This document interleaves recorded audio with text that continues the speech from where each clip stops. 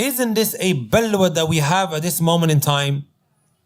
Giving your intellect preference and precedence over what Allah Azza wa Jal has sent down. Think about it. With a lot of these modern day ideologies. What makes the Quran different to your intellect if both of them are created? This is why, if you guys may remember, right at the beginning, and I even said this today in the khutbah, every modern day ideology or every narrative that people have created in order to structure one's life with, it's always going to be flawed. This is the state of everything that has been created. But Allah subhanahu wa ta'ala's speech is not created, it is divine. You will find flaws in all of these different modern day ideologies, my brothers and my sisters.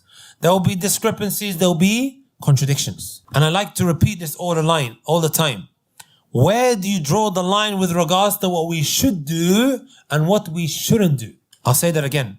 Where do you draw the line with regards to what one should do and what one shouldn't do? And what is morally acceptable and what isn't morally acceptable? We live in a world, my brothers and my sisters, that is changing very, very quickly. What was perfectly acceptable maybe 50 years ago is no longer the case today. You know, my brothers and my sisters, I sit with husbands and wives all the time, arbitrating between them.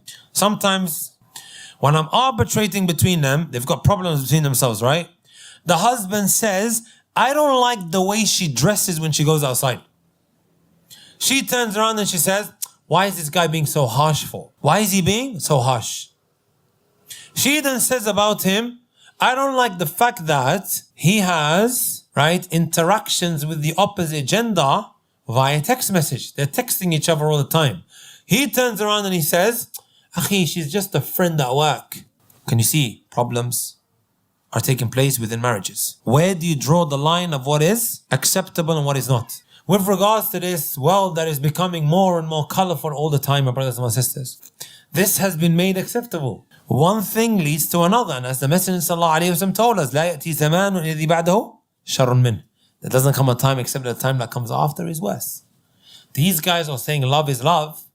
What is preventing them from having love is love? Where do you draw the line with regards to what is acceptable and what is not? This is why we can't accept. There is no way that we can even accept that the Quran is on the same level as one's intellect or anything else that is what created. It is divine, it is perfect. Right? That leaves you, my brothers and my sisters, with no choice except to accept that there is a greater entity, and that is Allah subhanahu wa ta'ala, that we should take rules and regulations from. Otherwise, you will, my brothers and my sisters, have constant problems in your dealings, whether it may be with your wife, your family, and anyone else, whoever it might be. The Quran is divine, it is perfect. Minhu bada, it started from Allah, and it will eventually go back to Allah Azza wa Jal.